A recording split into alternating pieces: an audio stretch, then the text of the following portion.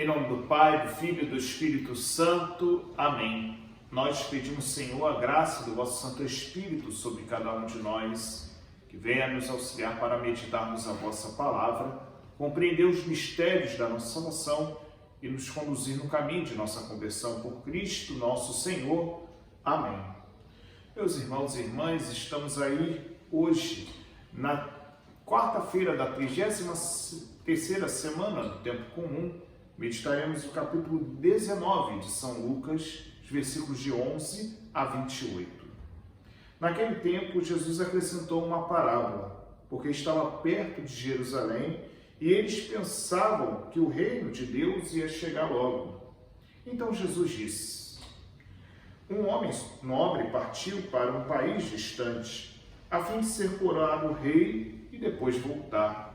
Claro, chamou 10 dos seus empregados, entregou 100 moedas de pratas a cada um e disse: procurai negociar até que eu volte. Seus concidadãos, porém, o odiavam e enviaram uma embaixada atrás dele, dizendo: nós não queremos que esse homem reine sobre nós. Mas o homem foi coroado rei e voltou. Mandou chamar os empregados, aos quais havia dado o dinheiro, a fim de saber quanto cada um havia lucrado. O primeiro chegou e disse: Senhor, as 100 moedas renderam 10 vezes mais. O homem disse: muito bem, servo bom. Como foste fiel em coisas pequenas, recebe o governo de 10 cidades. O segundo chegou e disse: Senhor, as 100 moedas renderam 5 vezes mais. O homem disse também a este: recebe tu também o governo de 5 cidades. Chegou outro empregado e disse: Senhor, aqui estão tuas 100 moedas, que guardei no lenço, pois eu tinha medo de ti, que és um homem severo. Recebes o que não destes e colhes o que não semeaste. O homem disse: servo mau, eu te julgo pela tua própria boca. Tu sabias que eu sou um homem severo, que recebo o que não dei e colho o que não semeei. Então por que tu não depositaste meu dinheiro no banco? Ao chegar eu o retiraria com juros. Depois disse aos que estavam aí presentes: tirai dele as 100 moedas e dai àqueles que têm 1000. Os presentes disseram: Senhor, esse já tem 1000 moedas. Ele respondeu: eu vos digo, a todo aquele que já possui será dado mais ainda, mas aquele que nada tem será tirado até mesmo o que tem. E quanto a esses inimigos que não queriam que eu reinasse sobre eles, trazei-os aqui e matai-os na minha frente. Jesus caminhava à frente dos discípulos, subindo a Jerusalém. Palavra da salvação, glória a vós, Senhor. Meus irmãos e irmãs, estamos aí meditando esse capítulo 19, os versículos 11 a 28, que Jesus, no Evangelho de São Lucas, caminhando para Jerusalém, nos coloca diante dessa situação de mostrar aos discípulos para que possam compreender esse sentido da chegada em Jerusalém.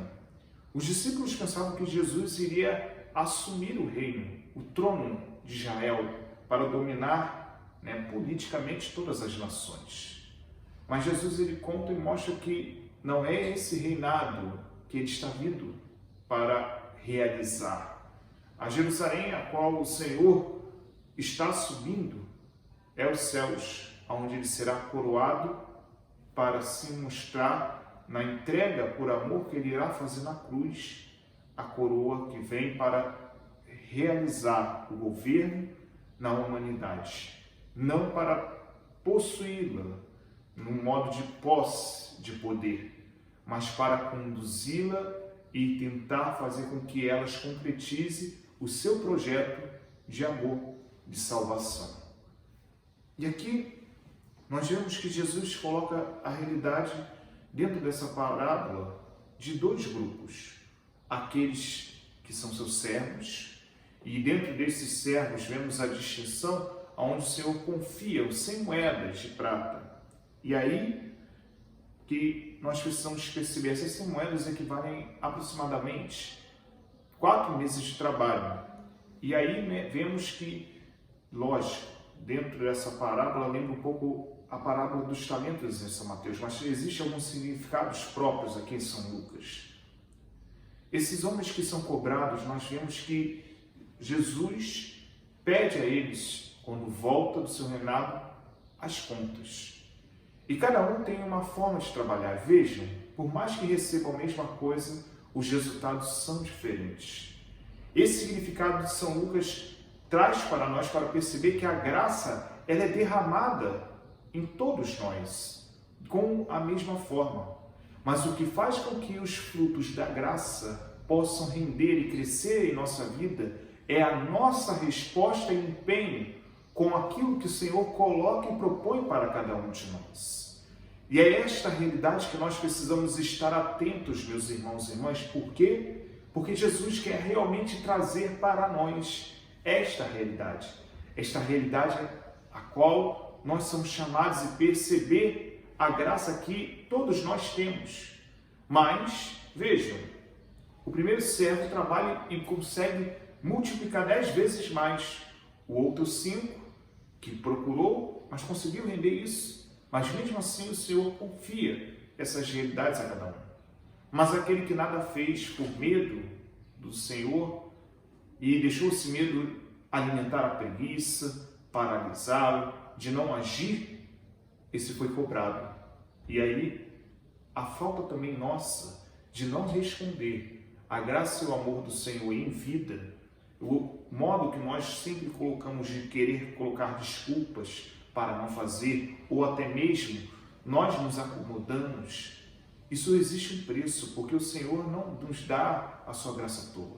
Ele quer a resposta, como nós também, diante das nossas relações, queremos uma resposta, diante daquilo que o outro coloca para nós.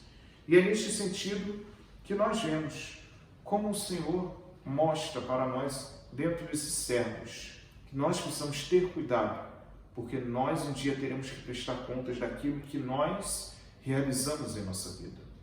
Da mesma forma, aqueles que rejeitam e se opõem também serão cobrados, porque vejam, esse rei vai voltar e haverá o julgamento. E aí a rejeição, ela também trará consequências. Por quê? Porque o Senhor está sempre chamando a todos, sem exceção. E lógico, Ele respeita a liberdade. E o que nós vamos responder, isso depende de cada um de nós. E lembremos, um dia todos nós seremos cobrados por aquilo que realizamos, por aquilo que não fizemos, ou até mesmo rejeitamos. Cabe a nós, na nossa liberdade, discernir o que é necessário, o que é realmente oportuno, e o que é realmente que nos traz a viver o chamado que o Senhor nos faz. Por isso, peçamos ao Senhor que nos conceda cada vez mais a graça de mergulharmos no seu amor e fazer com que cada dia mais Ele nos sustente e faça realizar a sua vida em nós e que nos conduza para experimentarmos a grandeza do seu amor e fazer com que cada vez mais os seus frutos da sua graça se realizem em nós. Louvado seja nosso Senhor Jesus Cristo, para sempre seja louvado. Deus abençoe, proteja e guarde todo o mal, em nome do Pai, do Filho e do Espírito Santo. Amém. Deus abençoe todos vocês, tenham todos um bom dia.